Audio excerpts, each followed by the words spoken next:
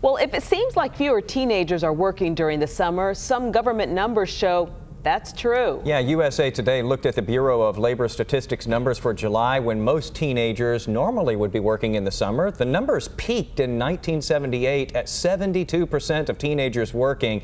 It has fallen most years since then, though, down to just 43% last year.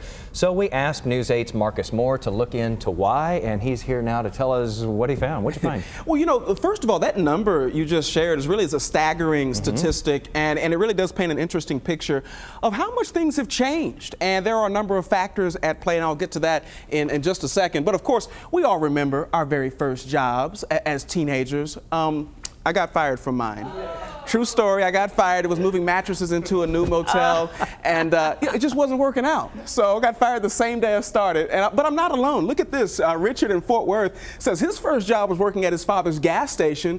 I got fired weekly, is what he says. But it made me want to get an education. So there you go, all about the learning experiences there.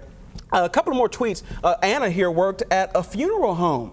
Yeah, very interesting there. Here's one more for you. Donna was a hostess at Cecil's on the Creek in Arlington. We'll get to more of those in just a second. But historically, when the economy is healthy, more kids work during the summer, and vice versa when the economy is in a rut. But overall, there has been a decline, according to research done in the last several years, and it shows that fewer and fewer teens are working paid jobs during the summer. And among the factors is it's harder to find low-skilled, entry-level jobs than past years. Also, more schools are starting before Labor Day. That's having an impact.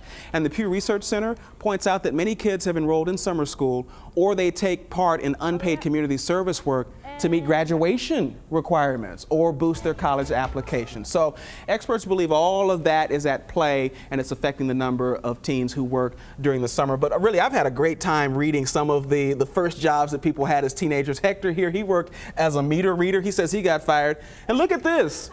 Okay, so Pete, he was a Little League umpire, and he says, I have fond memories of being a child myself and getting yelled at by adult parents about making a bad call during their 7-year-olds' games. So keep those coming. It's been fun, and what a journey we've all been on, right?